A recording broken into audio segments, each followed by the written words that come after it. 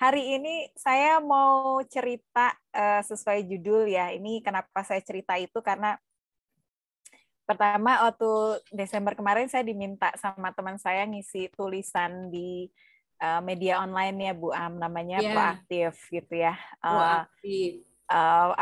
Temanya itu tentang penyembuhan bumi gitu ceritanya, penyembuhan alam. Jadi terus saya teringat waktu itu saya dengar ceritanya Mas Dodi tentang Homo Deva, Bu Am. Oh, oke, oke. Kan itu menarik banget ya. Ya, Jadi oke. akhirnya saya beli bukunya, saya baca, ternyata yang disampaikan di buku itu kaya sekali gitu ya, sehingga kemudian saya tertarik. Tapi kemudian saya ingat juga teman saya pernah cerita ada buku yang lain tentang Homo sapiens dan Homo deus, Bu Am. Jadi sekarang Ya. saya akhirnya saya menceritakannya dari awal. Jadi dan ini buku yang sapiens dan ini kayak bantal semua Bu Am. Waduh, itu Ini juga berlipat-lipat seperti Mbak Maya ya. lipat-lipat. Ini yang buku kebaca Kak. Buku Sapiens Sapien, sama ini penulisnya Homo, sama Yuval Noah Deva. Harari. Ini apa namanya lumayan bestseller di mana-mana. Jadi yang Sapiens itu dia cerita tentang perjalanan manusia ya atau makhluk hidup dari awal bumi dijadikan.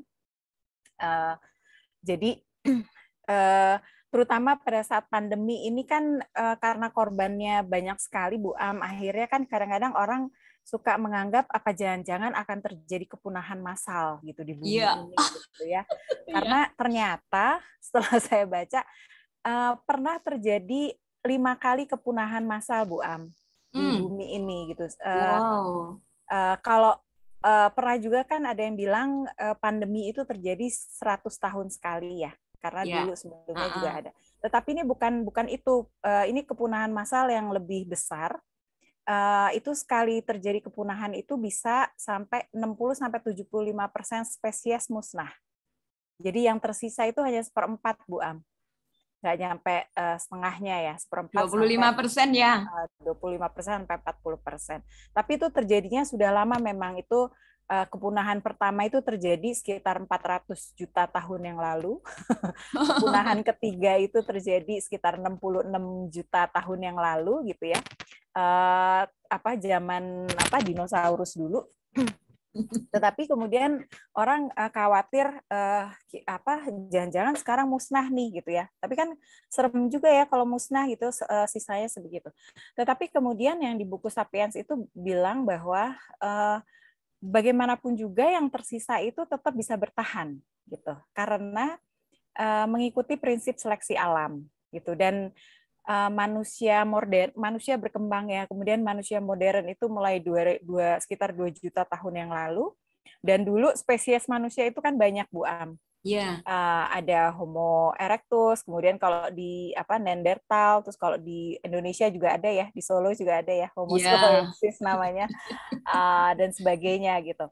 Tetapi kemudian 70.000 tahun yang lalu itu sudah mulai punah satu-satu. Sekarang ini sejak 10.000 tahun yang lalu hanya satu spesies manusia yaitu namanya Homo sapiens.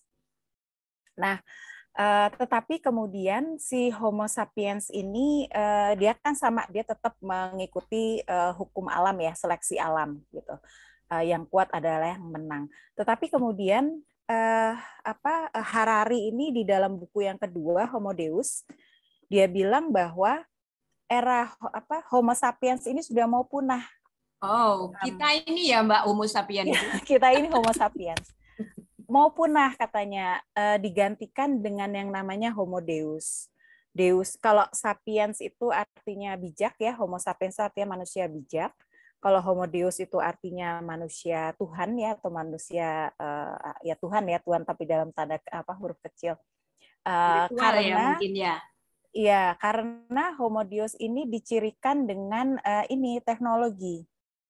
Kan manusia berkembang tentu ingin lebih mudah, ingin lebih mendapat kebahagiaan dan sebagainya dengan menciptakan teknologi gitu ya. Tetapi ternyata teknologinya ini kebablasan, Bu Am. Jadi kalau dulu rekayasa genetika itu kan tujuannya supaya kita bisa hidup lebih lama. Kemudian ada yang disebut dengan rekayasa cyborg ya, cyborg. Itu sebetulnya Bu Aam juga sekarang sebetulnya menerapkan itu karena kacamata itu sebetulnya juga teknologi untuk membantu kita melakukan sesuatu lebih baik. Tetapi ada alatnya ya. Kalau rekayasa genetika kan kita mengambil DNA dari satu binatang atau tumbuhan atau apa gitu ya digabung semuanya. Kalau yang cyborg itu kita menggunakan alat untuk membantu. Kemudian lebih lanjut mungkin ada teman kita juga misalnya kakinya harus diamputasi, kemudian diganti dengan kaki kayu. Kan ada gitu ya, Bu Am. Ada juga yang mungkin ada komponen logamnya, itu cyber. Tetapi kemudian lama-lama jadi berlebihan karena sekarang mungkin sempat beberapa minggu lalu ada beredar video tentang chip yang ditanam di otak sehingga nanti sambung ke internet, Bu Am. Iya. Ternyata di dalam buku Homo Deus ini diceritakan bahwa itu tuh bukan sesuatu yang nggak mungkin karena sudah ada penelitiannya seperti itu. Jadi pada intinya akhirnya terus kemudian juga sekarang ada kecerdasan artifisial ya, kecerdasan buatan AI, artificial intelligence. Nah, yang di dalam buku Homo Deus itu dikhawatirkan ketika kemudian kita dikuasai oleh teknologi, lama-lama kita akan kehilangan diri kita gitu. Yang mendominasi dunia, kita akan kehilangan dominasi kita terhadap dunia karena kita dikuasai oleh teknologi. Jadi kalau dulu mungkin menciptakan robot atau bikin komputer dia bisa belajar catur, kita bisa belajar catur sama dia, lama-lama pintaran dia daripada kita. Nah, itu kan bahaya, termasuk ternyata ilmu terakhir itu kayak tadi yang rekayasa genetik, ada yang berhasil mengambil dari DNA-nya Homo neanderthal, Bu Am. Itu kan bahaya ya gitu, dan itu dimasukkan ke kita kan, ke manusia hidup. Itu kan bahaya sekali. Terus ada juga sempat yang rekayasa genetika itu bikin kelinci kelinci embrionya dimasukin DNA-nya ubur-ubur yang berpendar, yang berpendar tuh menyala gitu ya, menyala. Jadinya kelinci berpendar kan gimana ya Bu Am? Mungkin menyala. Mungkin nggak berbahaya sih, tapi kemudian ya itu akhirnya tuh aneh-aneh semuanya dicoba gitu ya. Nah, sehingga dikhawatirkan manusia dikuasai oleh teknologi, bahkan kemudian kita tergantung teknologi, jadi seolah-olah teknologi itu adalah Tuhan gitu, yang menciptakan kebahagiaan, kesejahteraan itu adalah teknologi. Jadi kita dikuasai oleh teknologi. Jadi di dalam buku Homo Deus ini di halaman terakhir ini Harari malah menyampaikan kekhawatirannya gitu loh. Apakah betul manusia itu adalah kumpulan dari algoritma gitu kan, semua algoritma. Terus apakah memang lebih berharga kecerdasan daripada kesadaran? Kemudian yang ketiga, apa yang akan terjadi pada masyarakat, politik, dan kehidupan sehari-hari ketika algoritma non-kesadaran tetapi sangat pintar mengenal kita lebih baik dibandingkan kita sendiri? Gitu. Itu pertanyaan dia gitu. Terus yang menarik buku Homo Deva ini dia sama bilang bahwa Homo sapiens itu akan punah, Bu Am. Tetapi udah ngebayang kayak ini ya, dinosaurus kita punah. Tetapi gantinya bukan Homo Deus tetapi Homo Deva. Apakah Homo Deva itu gitu?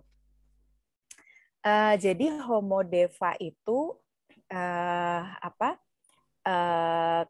kalau dari ini yang nulis Mary Belknap, beliau ini psikolog dan psikolog dan ini pengacara sebetulnya pendidikan, dan dia menulis buku ini berdasarkan pengamatan selama 40 tahun. Kalau tadi Harari itu ahli sejarah dunia. Nah, kemudian yang dia lihat, kalau dia melihatnya itu yang menarik, dia melihat proses penciptaan dunia itu dari awal sampai sekarang itu ada sentuhan ilahinya, Bu Am. Dan bahkan perkembangannya itu ada cakra-cakranya dia jelaskan, Bu Am. Jadi di dunia ini ya, perkembangannya bumi kita ya ini ya. bumi kita. Jadi bumi kita sama dengan manusia ada cakra-cakranya gitu. Dan perkembangannya juga sama gitu sama kita mulai dari cakra dasar ke atas gitu ya. Nah, tapi sekarang saya nggak cerita itu Bu Am, nanti mungkin next itu seru sendiri gitu ceritanya. Buat saya disimpan menarik. Dulu ya nanti. Disimpan dulu. Tetapi kemudian dia bilang dia melihat adalah ada sentuhan ilahi, energi universal dalam pembentukan dunia ini. Kemudian dia melihat bahwa tahap evolusi berikutnya itu melibatkan transisi mental, emosional, perilaku, biologis, terus keplanetan ya, ke keseluruhan sama jiwa. Gitu. Yang kemudian diekspresikan di dalam manusia secara individu gitu. Jadi si Homo Deva ini, Deva itu ilahi ya, keilahian. Jadi manusia dengan keilahian. Homo Deva ini memadukan intelektualitas dengan kekuatan intuitif dan kreasi gitu. Jadi kenapa si Homo sapiens ini punah? Karena kan Homo sapiens ya yang apa namanya yang menciptakan segala macam gitu ya di dunia ini gitu. Tetapi menciptakannya itu dengan kecerdasan dan nafsu emosional gitu. Karena sama ya, karena mulainya dari bawah ya, dari cakra bawah emosional. Terutama memang ada teritorialitas. Jadi keinginan mengkapling gitu ya, atau ini wilayah, kemudian posesif gitu ya, ingin memiliki sesuatu dan perolehan material. Nah ini yang membuat akhirnya ketidakadilan kekayaan, sumber daya, kemudian pertumbuhan juga yang luar biasa itu gara-gara itu katanya Bu Am. Sehingga kan katanya kalau kita mau menyelesaikan masalah, kita tidak bisa menggunakan cara berpikir dan mental yang sama dengan ketika kita punya masalah gitu. Jadi untuk menyelesaikan kita harus naik kelas dulu gitu kan, harus naik gitu. Nah sementara si Homo sapiens ini nggak bisa gitu loh, udah terlanjur parah, dia bingung gimana caranya menyelesaikan masalah lingkungan baik di tingkat lokal maupun di internasional, masalah kesehatan, masalah sosial gitu ya, pusing mau nyelesainnya gimana gitu. Nah, ternyata kita harus tumbuh dulu lebih tinggi supaya kita bisa melihat solusi yang mungkin. Nah, kemudian jadi siapa Homo Deva gitu ya? Ternyata Bu Am, Homo Deva ini nggak jauh-jauh gitu. Jadi yang menarik, Mari ini nulis ada 3 fase pertumbuhan Homo Deva. Dan fase pertama itu sudah dimulai sejak sekitar 50 tahun yang lalu. Gitu. Jadi ada 3 fase dan Mary ini malah menunjukkan contoh-contohnya orang-orang tokoh-tokoh yang di tahap 1 itu siapa sih gitu. Jadi dia mencontohkan di tahap 1 fase 1 itu kayak Steven Spielberg gitu. Terus kemudian ada pendiri Habitat for Humanity, Millard Wheeler, terus macam-macam. Jadi apa sih gitu fase 1? Jadi fase 1 itu adalah fase kebangkitan intuisi. Di fase ini orang sadar bahwa mereka adalah bagian yang hidup dari planet gitu ya, dari bumi ini, dan bahwa semua makhluk di bumi ini sama-sama membentuk entitas yang tunggal sebetulnya. Sistem energi, spesies dan bumi. Jadi satu gitu. Satu ya. Jadi satu gitu ya. Kemudian mereka sendiri memperoleh ide ini berdasarkan pergerakan sebetulnya, jadi berdasarkan kegiatan sehari-hari, entah karena penelitian, karena pergi ke negara lain, karena belajar bahasa lain, karena kemudian meditasi atau praktek spiritual, atau karena ada yang karena pengalaman mendekati kematian, ada yang karena pekerjaan atau pendidikan yang internasional gitu ya. Sehingga kan terjadi pertukaran segala macam, akhirnya timbullah seperti itu. Kemudian mereka menjadi aktif dalam keadilan sosial, lingkungan, gitu kan, pertukaran lintas budaya, lintas nasional, dan organisasi ekonomi ramah lingkungan. Nah, fase kedua itu terjadi sekitar 20-30 tahun yang lalu, gitu. Dan ini prosesnya masih terus jalan ya. Jadi karena kan harus naik ya dari fase 1, kemudian dia naik fase 2, dia naik ke fase 3. Nah, fase kedua ini sudah mulai terjadi 2 sampai 3 dekade yang lalu. Ini adalah fase kebangkitan intensi namanya. Nah, ini sudah mulai ribuan jutaan orang itu mengintegrasikan kesadaran dan kepeduliannya tadi ya, dedikasi ke planet itu ke dalam kehidupan pribadi. Gitu. Kalau tadi kan mungkin masih secara komunitas gitu untuk pekerjaan dan sebagainya. Ini sudah masuk ke kehidupan pribadi. Jadi mereka sudah mau meluangkan waktu, uang dan energi pribadi itu untuk membantu memperbaiki kondisi masyarakat atau dunia secara lebih besar gitu ya. Terus mereka secara emosional itu juga sudah mulai merangkul semua manusia dan bumi tempat kita hidup gitu ya. Dan identifikasi ini sudah kelihatan dari intensi dan inovasi hariannya itu sudah kelihatan. Ya, misalnya menanam pohon, mulai gitu ya.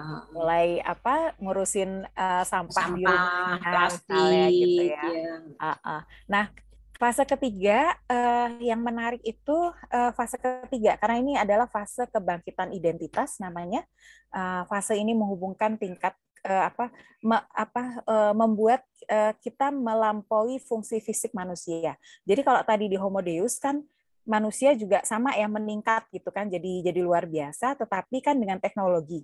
Jadi entah dengan memasukkan DNA dari mana gitu ya sehingga jadi manusia unggul, atau menggunakan logam atau kayu atau pokoknya benda-benda untuk nyambung badan kita gitu ya, atau dimasukin chip gitu kan. Kalau yang ini tetap melampaui kemampuan fisik, tetapi caranya beda gitu loh, karena memang manusia ini berevolusi tetap melampaui keterbatasannya gitu ya, kemudian menghasilkan pencerahan di tingkat ekologi. Jadi bukan cuma ke diri kita, tetapi tingkat ekologi kan berarti kan lebih luas ya. Dan ini kalimatnya Mary ya. Denyut stabil dari otak, jantung, dan kepala mereka akan terpancar sebagai bidang penyembuhan morfologis terpadu. Gitu. Ada yang bilang di dalam tradisi itu, itu ada kehadiran Tuhan gitu ya, atau ada sentuhan rahmat dan sebagainya. Jadi dia menggunakan istilah itu. Kemudian dan yang dia bilang akan ada banyak penyembuhan yang luar biasa dan juga bahkan nanti akan dipahami secara rasional. Jadi kalau dulu itu dianggapnya sesuatu yang gaib mungkin ya, tetapi di fase 3 ini akan dipahami secara rasional, bahkan akan diajarkan di universitas dan perguruan tinggi penyembuhan kita. Itu katanya Mary, dan dia menuliskannya itu di tahun 2002. Nah, kalau dia fase 1 dan fase 2 dia bisa menyebutkan tokohnya siapa, di fase 3 pada saat itu dia belum bisa menyebutkan, Bu Am. Yang dia bisa sebutkan bahwa fase ketiga itu akan terjadi di sekitar tahun 2020 sampai 2025. Dan pada saat itu, dia nulisnya kan 2004 ya, jadi maksudnya dia pada saat antara 2020 sampai 2025 ini, akan ada sekitar 3.000 sampai 10.000 orang yang masuk ke dalam fase 3 dan mereka akan tersebar di 200-an negara di seluruh dunia.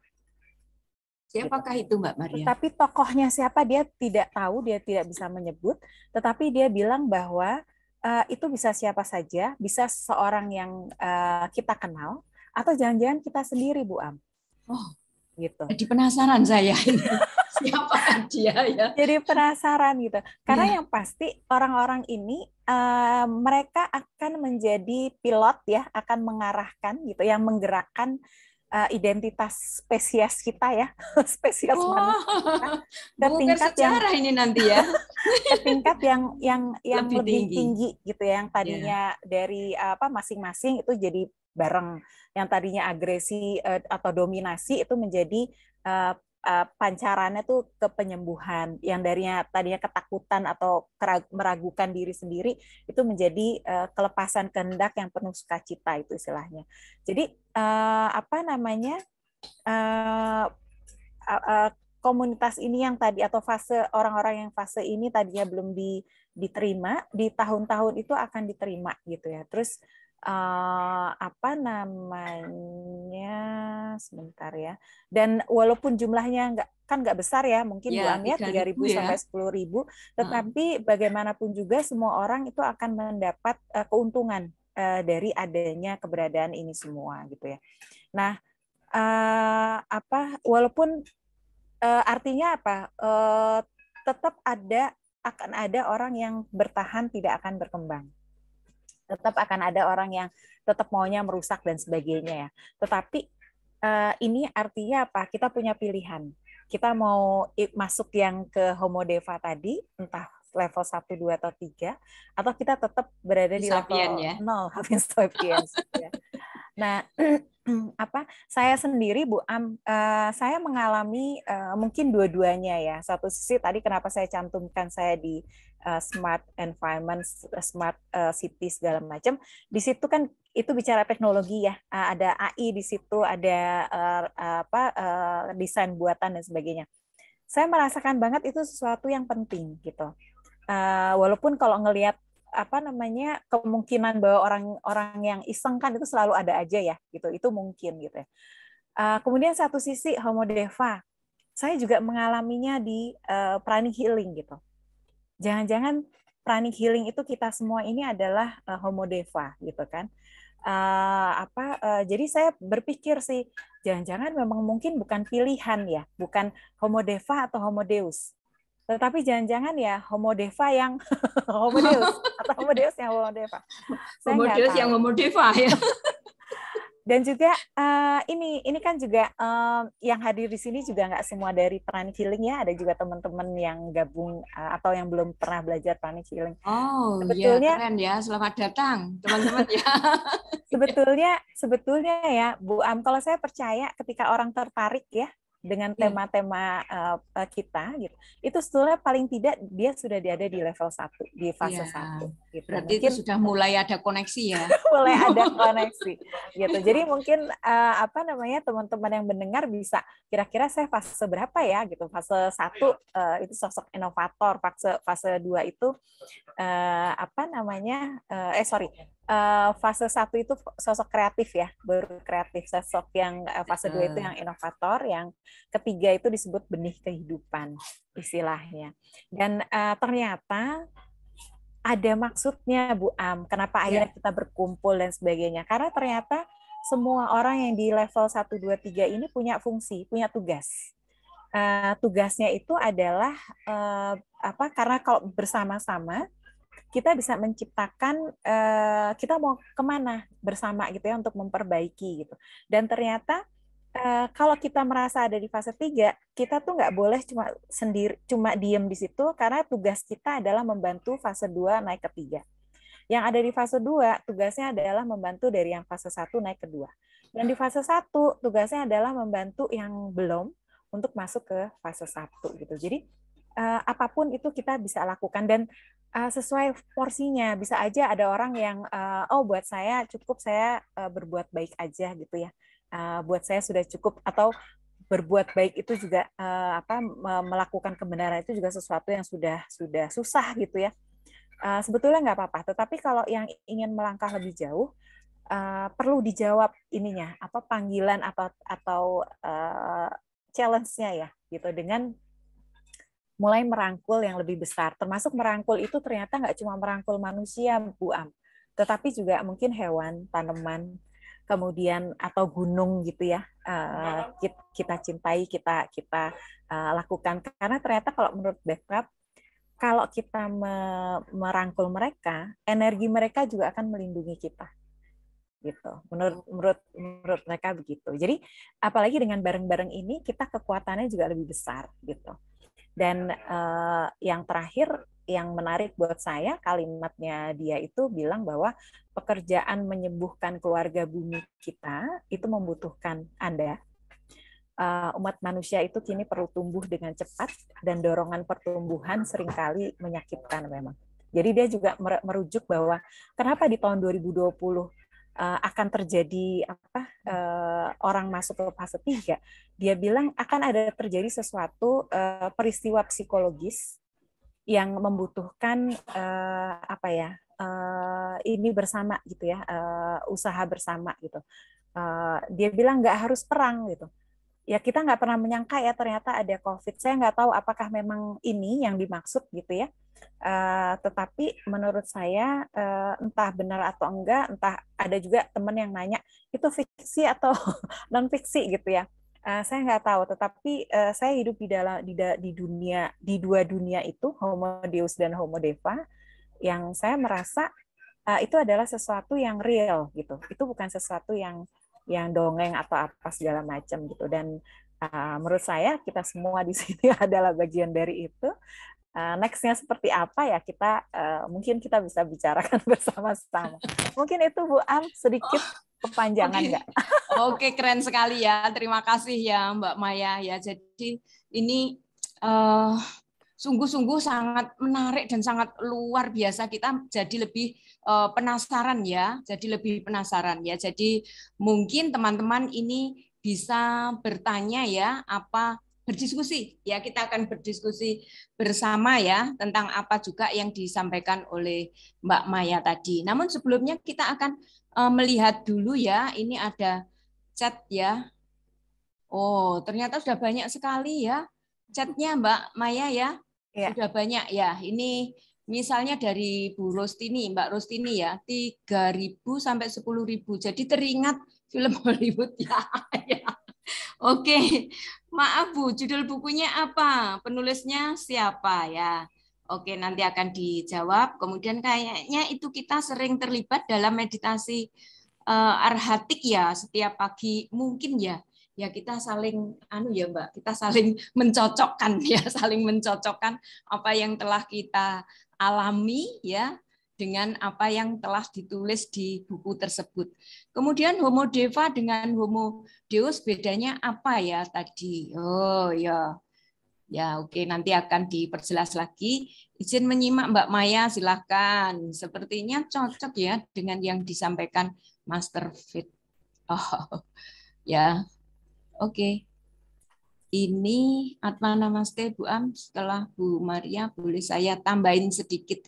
Ini dari siapa ya ini? Mbak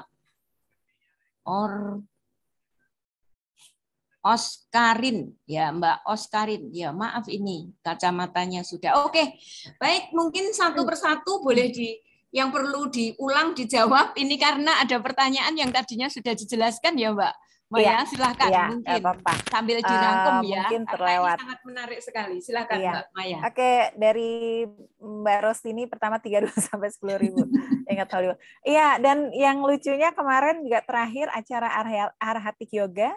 Pesertanya 3.000-an ya, Bu Am? Ya, betul. Jadi sambil acara tuh saya teringat kok sama sih yang dimention Mari Beckham. Iya, kok 3.000 sih.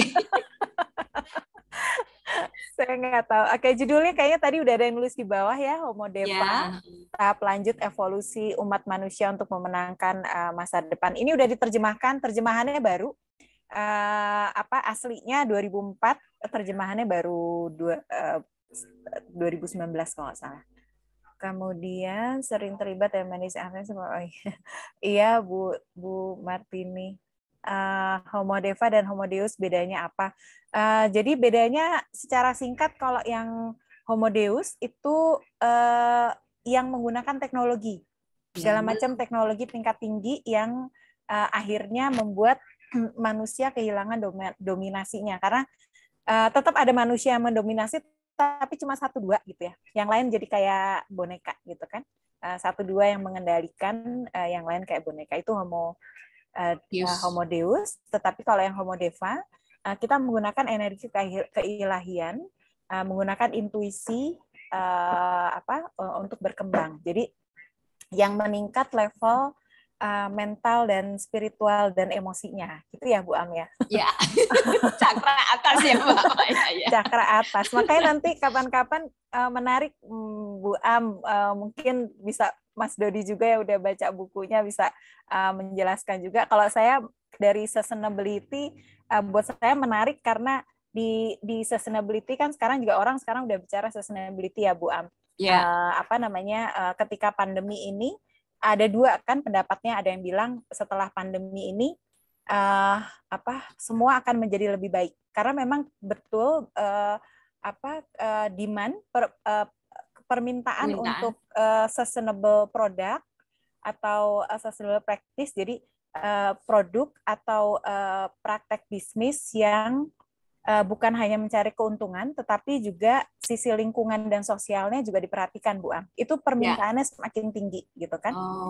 Itu semakin tinggi sehingga orang timbul optimisme bahwa dunia akan menjadi lebih baik. Tetapi sisi lain ada juga pendapat, ada istilah yang disebut dengan revenge travel atau revenge spending. Jadi kayak, waduh saya pengen banget biasanya jalan-jalan, Bu Am. Biasanya kita latihan di Solo gitu ya, Bu Am, ketemunya di Solo, aduh nggak pernah gitu, padahal enak gitu naik kereta. Jadi begitu ditahan-tahan, begitu udah kebuka dikit langsung brol keluar gitu kan, kayak kuda lepas kandang. Atau yang revenge spending, jadi yang tadinya diirit-irit nggak pernah beli ini itu segala macam, akhirnya jor-joran gitu. Jadi ada dua kutub yang saya nggak tahu mana yang akan terjadi ya. Tetapi menarik kalau misalnya memang betul ada yang naik dan memang tadi pesan yang terakhir bahwa semua harus saling membantu supaya naik level. Jadi jangan sampai udah naik level akhirnya turun lagi gitu. Kalau misalnya akhirnya turun lagi kan juga yang tadinya potensinya ada jadi nggak jadi kan Bu Am. Gitu. Tetapi kalau kita saling membantu gitu kan, saling naik, dan juga yang mungkin di level 3 nggak berpuas diri, karena di bukunya Mary Belknap ini bilang bahwa masih ada lagi yang tahap berikutnya. Homo nggak tahu namanya apa katanya. Jadi buat saya menarik gitu. Jadi walaupun ada yang bilang, ini fiksi atau bukan apa segala macam, tetapi dari apa yang dipelajari di Peran Healing itu sangat make sense, sangat nyambung. Apalagi nanti kalau kita pelajari tadi ya antara cakra bawah sampai atas gitu, dibandingkan dengan sehari-hari manusia dari zaman dulu itu dia bagaimanapun juga kan pasti harus membangun segala macam, merusak segala macam, lama-lama naik segala macam ya. Gitu. Jadi itu mudah-mudahan ketangkep bedanya Homo Deva dan Homo Deus. Mbak Riani makasih udah menyimak. Kemudian Mbak Ani Raharjo, iya mirip yang disampaikan Master Faith. Kemudian kayaknya udah. Terima kasih ya Mbak Maya. Jadi nanti dari Sapien ini seperti berevolusi seperti itu ya Mbak Maya ya. Iya. Yang bertahan itu kan karena seperti berevolusi ya, sehingga nanti akan berevolusi menuju ke Homo Deva. Apakah seperti itu ya kalau kita bayang-bayangkan ya seperti itu ya. Jadi tidak terjadi kepunahan yang secara massal, tetapi terjadi evolusi ya. Sehingga masih ada bibitnya yang untuk kelangsungan untuk menghuni bumi ini, apa begitu ya? Waduh, mengerikan sekali. Mbak Maya, saya mau mencoba. Oke, silakan Bu Martini, silakan. Saya pernah membaca bahwa kepunahan itu kayaknya enggak ya. Jadi sistem penciptaan itu berkesinambungan. Seperti di Hindu itu ada Siwa, Wisnu, Brahma. Siwa itu perusak tapi kreator ya, perusak tapi pembangun kembali. Terus Wisnu itu pemelihara, Brahma sang pencipta. Jadi itu semua punya tugas-tugas. Jadi bumi itu saya kira saya beberapa buku yang saya baca tidak ada kemusnahan massal, itu tidak ada. Jadi yang ada yaitu penciptaan itu berkesinambungan. Yang pernah saya baca begitu Mbak Maya.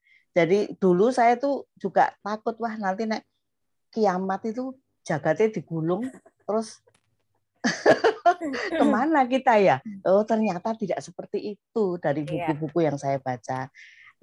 Terima kasih Mbak Maya. Iya, Oke, makasih Bu. terima kasih. Silahkan, mungkin masih ada satu lagi yang ingin bertanya ya. Ini apakah tidak perlu dijawab atau itu hanya menegaskan saja ya Mbak Maya ya, yang disampaikan Bu Martini, mungkin Mbak Maya ingin Iya, menggarisbawahi, monggo. iya, karena memang kan sebetulnya sama ya kayak kita mau merenovasi rumah juga ya, bagaimanapun juga tetap ada bagian yang mau tidak mau kita hancurkan untuk memperbaiki gitu. Betul. Mungkin yang terjadi seperti ini, dan kalau ngelihat kepunahan massal yang tadi saya sebutkan ya sudah ada 5 kali, tetap selalu ada yang tertinggal walaupun tadi ya cuma 1/4. Tetap itu Di masih dalam ada buku Keberadaan Tuhan itu nyata juga disinggung ini Mbak Maya. gitu ya, Yang sama ya buku Bu ya. kecil. Bersih tak Mas ini. Oke. Oke, baik. Terima kasih Bu Martini ya. Oke, seru sekali ya. Barangkali Sama-sama. satu lagi ya. Namaste Bu Amsia. Oh, Atma Namaste. Mas Oscar, silahkan. Apakah mau bertanya atau ada yang ingin disampaikan? Apa baru bergabung? Oke, selamat datang ya.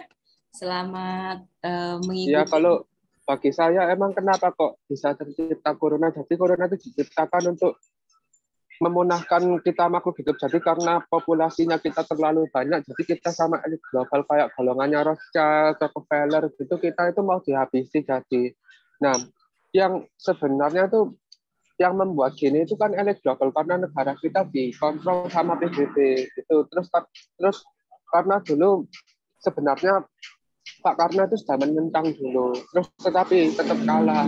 Kan terus ada kejadian ke-30 SPKI itu, terus di Amerika Pak John F. Kennedy itu dibunuh. Jadi akhirnya Pak Karno kalah, terus gagal misalnya Indonesia sama PBB. Terus kan negara ini kan diatur sama PBB karena kita dulu kan dijajah. Terus kita karena Pak Karno sudah gagal keluar dari PBB, terus dunia ini dikontrol sama mereka. Jadi kayak corona itu kan awalnya kan dari Cina, terus karena ada mereka kayak elit global itu terus sampai menyebar ke beberapa negara gitu.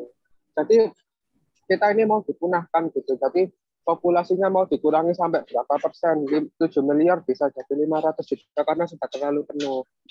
Nah, jadi mungkin sebentar lagi setelah Homo sapiens ini kayak katanya Mbak Maria Nurani, kalau menurut saya akan muncul spesies baru dan bisa jadi manusia, nggak seperti sekarang, bisa jadi nanti itu manusia yang cantik itu bisa jadi yang seperti ini, manusia yang ganteng bisa jadi yang seperti itu. Jadi itu aja, Bu. Oke, terima kasih Mas Oscar ya. Ini menambah apa yang telah kita bicarakan pada malam hari ini ya. Jadi ya kita tidak bisa mengiyakan atau tidak ya begitu ya, karena ini kan memang kita sedang mengalami bersama-sama ya, kita sedang mengalami bersama-sama, sehingga yang lebih penting kalau menurut saya kalau kita sudah kondisi kita seperti ini, kemudian mungkin apa ya yang bisa kita lakukan ya, apa yang bisa kita lakukan untuk menyelamatkan dunia selain meditasi ya. Mungkin kalau kita orang prani giling itu kan pastinya kita sudah tahu, oh meditasi ini kan dalam rangka penyembuhan dunia ya. Nah kemudian yang lebih penting lagi menurut saya, apa yang bisa kita lakukan kalau kita melihat gejala-gejala kondisi-kondisi yang seperti ini ya, untuk menyelamatkan dunia ya. Mungkin demikian ini, apakah Mbak Maya mungkin juga bisa menyampaikan sambil mengakhiri. Ini juga yang tadi dimaksud dengan bahwa ketika kita berada di level 1, 2, 3 ini, kita perlu melakukan sesuatu. Sesuatu itu benar sih, Bu Am, bukan hanya yang juga penting membantu memperbaiki struktur di masyarakat. Kalau misalnya tadi yang disampaikan oleh Mas Oscar itu kan udah levelnya udah tingkat tinggi ya. Kalau menurut saya sih gini, karena memang kan ternyata benar kebenaran itu berlapis ya. Kebenaran itu berlapis. Berlapis itu dalam arti kita sekarang maunya di posisi mana? Level 1, 2, 3 atau di lantai 10 kan beda ya. Apa yang kita bisa lihat ketika kita di lantai 10 kan akan beda. Jadi maksud saya adalah ketika misalnya concern kita sampai oh itu gara-gara PBB, gara-gara apa segala macam. Mungkin kita juga harus meningkatkan level pengetahuan kita secara duniawi gitu ya. Maksud saya gini, kayak saya juga S3 ini kan juga nggak sengaja ya Bu Am gitu. Apa sebelumnya saya nggak terlalu berminat. Tapi ketika saya akhirnya menjalani ini, ada sangat banyak ilmu yang ternyata saya baru tahu dan levelnya memang tinggi ya, karena kebetulan sekolah saya juga strategik dan global. Saya memahami ada yang disebut dengan geopolitik, dan bahwa apa yang disampaikan Mas Orka mungkin sekian persennya saya bisa tahu bahwa itu betul gitu ya. Tetapi kalau kita memang ingin intervensi di situ, kalau menurut saya kita juga harus menambah pengetahuan supaya kita bisa masuk ke situ.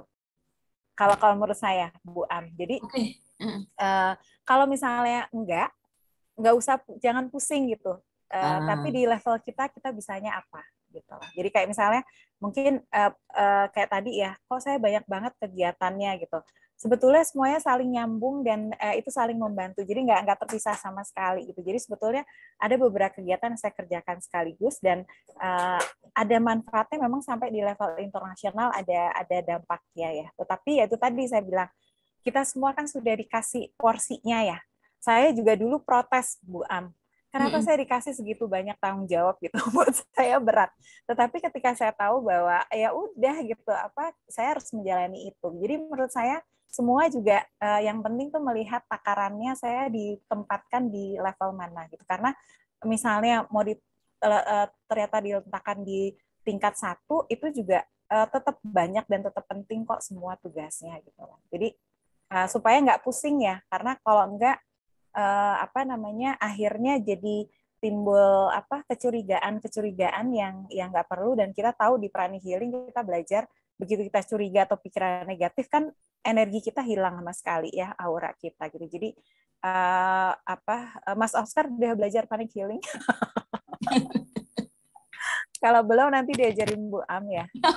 Ya, tinggal Mas Oscar tinggalnya di mana ini? Oke, mungkin itu sih tanggapan saya. Oke. Boleh nimbrung? Boleh, silakan. Satu lagi ya, Pak. Ya. Saya dari Solo, Bu. Oh, Mas Oscar di Solo ya. Oke, sorry, salah. Tapi ya, sudah belajar. Tapi aslinya asli Surabaya, tapi sudah semenjak waktu itu 1 tahun yang lalu sama Bu Cewek sama Mbak Niken. Oh ya, alhamdulillah. Makanya tinggi sekali ya tadi. Oke, terima kasih Mas Oscar. Baik, silahkan ini Pak Makin ya. Ya. Silahkan Pak. Selamat malam, Mbak Maya. Apa malam, kabar? Pak. Halo, apa kabar Pak? Ya, maaf, saya mungkin kategorinya penyelundup ini ya. Saya bukan Pranic Healer, tapi saya fansnya Mbak Maya. Mbak Maya, oke, keren banyak sekali. Posting di mana-mana, saya anggap saya diundang oleh Mbak Maya. Oh iya, pasti. Boleh GR dikit lah. Oke, kalau tadi bicara fase-fase pertumbuhan manusia ya,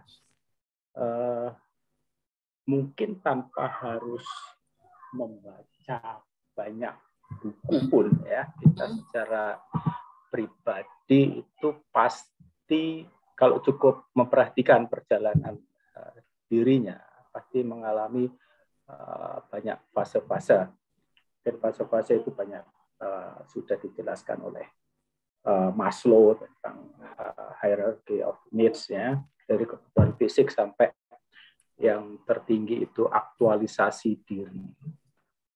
Nah, dalam pengalaman dan pengamatan saya, sampai di fase aktualisasi diri pun, ya, menurut saya itu masih dalam banyak situasi sebenarnya egoistik banget gitu ya, pandangannya masih belum holistik, dan kita bisa merasakan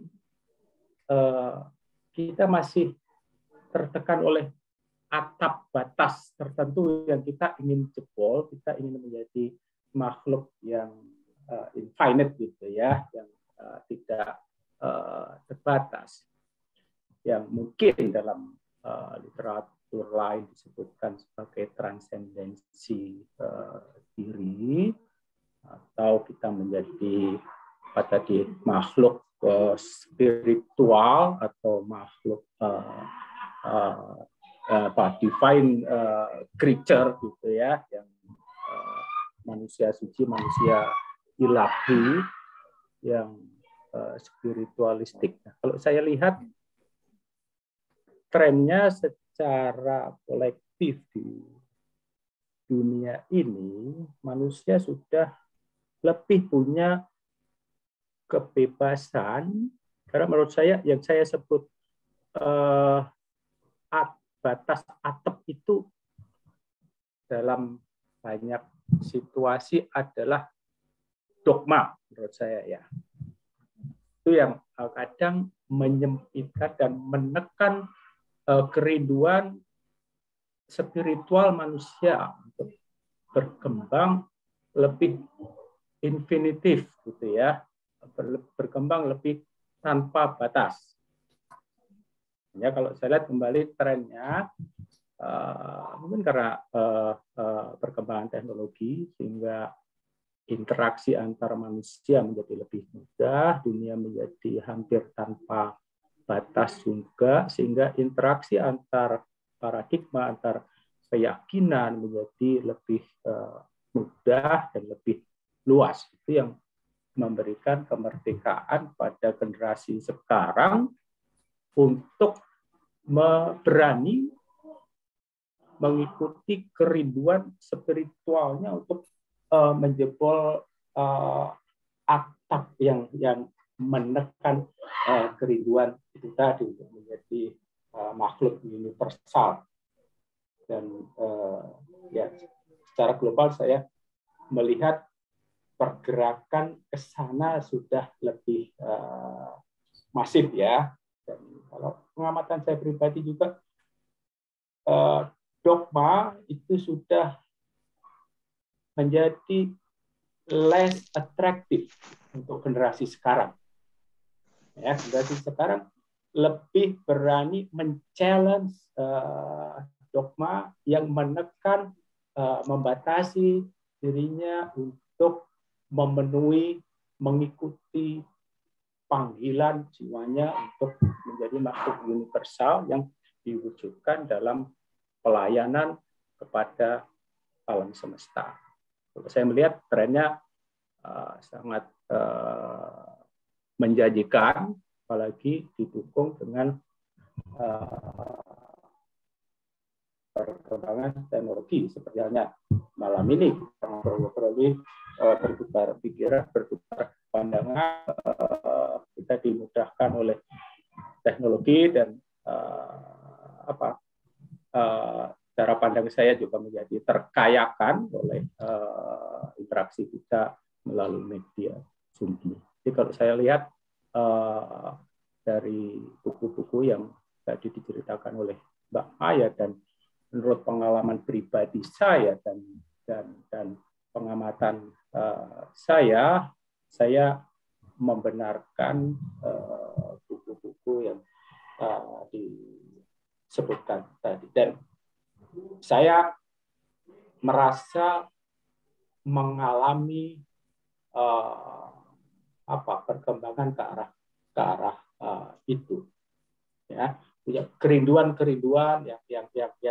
yang membuat saya ingin menjebol batasan-batasan dogmatis, dan saya wujudkan dalam cinta kasih universal dan pelayanan kepada masyarakat luas. Saya pikir itu menjadi tren yang sudah semakin luas di dunia ini. Terima kasih. Oke, keren sekali ya Pak Makin, ya sangat luar biasa. Ya, terima kasih ya sharingnya. masukannya, diskusinya pada malam hari ini. Ya, Mbak Maya, ini tanpa kita sadari kita sudah jam 21 ya. Sudah jam 21. Bagaimana nanti kalau lain kali kita bisa sambung lagi ya. Kelihatannya tema-tema seperti ini sungguh sangat menggairahkan ya, karena kita seperti itu tadi ya, ingin mencapai kemerdekaan seperti yang disampaikan oleh Pak Makin ya. Kalau kita melihat ya seperti di kurikulum itu ya, sekolah-sekolah sekarang itu juga sudah modelnya sudah model-model merdeka belajar dan lain sebagainya. Kemudian sudah semenjak tahun 2013 itu kurikulumnya juga sudah diarahkan ke spiritual, itu yang nomor 1 ya. Itu juga mungkin tanda-tanda kecil ya yang bisa kita amati, yang kita bisa rasakan bersama-sama seperti itu mungkin. Nah, mungkin Mbak Maya karena ini waktunya sudah jam 21 lebih ya, kita masih ada satu sesi lagi yaitu meditasi Twin Heart ya pada malam hari ini. Nah, mungkin Mbak Maya masih ada closing statement sebelum kita akan masuk pada acara meditasi. Silahkan Mbak Maya. Ya, makasih Bu Am. Buat saya ini sih, kalau saya percaya yang hadir di sini kan minimal fase 1 ya, gitu, atau fase setengah. Kalau belum sampai 1, memang sudah mulai tertarik ya, entah baru atau sudah advance atau apa segala macam. Tetapi memang menarik, mudah-mudahan tetap ikut meditasinya karena ini meditasi yang keren, salah satu yang bisa memperkuat kita ya, kayak Pak Makin kan aktif di CSR dan sebagainya, sustainability, itu sangat penting. Jadi ini ada 2 dunia yang memang menarik kalau disatukan, Bu Am. Mungkin itu sih pesan saya ya, untuk semakin kita menguatkan diri. Dan di Pranic Healing ini yang menarik semua disusun secara saintifik ya, Bu Am. Ya, jadi buku-bukunya juga nggak kalah tebal sama tadi ya, Sapiens. Buku prosedur healing dan sebagainya. Dan yang lebih menarik juga karena apa yang tadi disampaikan kayak Pak Makin, saya yakin seperti ini. Ternyata di Pranic Healing itu kita bisa mengukur, soalnya Pak Makin, seberapa besar tali spiritual kita itu ternyata bisa kita ukur, Pak Makin gitu. Jadi itu yang menurut saya menarik ya, Bu Am, menyatukan antara yang otak kanan dan otak kiri gitu ya. Karena pasien-pasien saya banyak teman-teman sendiri yang dari ITB dan sebagainya yang secara logika kan mereka mencari ya, tetapi ternyata sangat mudah dijelaskan menggunakan prinsip-prinsip yang diajarkan di Pranic Healing. Jadi untuk teman-teman mudah-mudahan yang baru join bisa ikut meditasinya setelah ini. Itu aja Bu Am, makasih. Oke, terima kasih Mbak Maya, terima kasih juga himbauannya untuk kita semua agar bisa bersama-sama mengikuti meditasi Twin Heart pada malam hari ini ya, biar merasakan sensasinya ya nanti ya. Oke, juga saya ucapkan selamat datang ya, tadi yang belum sempat kita sapa satu persatu ya. Kemudian kita ucapkan terima kasih ya kepada Mbak Maya yang telah memimpin diskusi pada malam hari ini yang sungguh sangat memperkaya wawasan kita.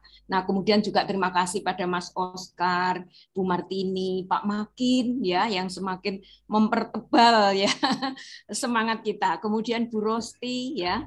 Kemudian juga kepada para penggemarnya Mbak Maya, baik yang menyusup maupun yang terang-terangan, ini saya ucapkan terima kasih yang telah membuat suasana pada malam hari ini menjadi lebih semarak, lebih segar, dan lebih bermanfaat. Oke, sekali lagi saya ucapkan terima kasih. Mari kita segera masuk pada acara berikutnya, yaitu meditasi Twin Heart.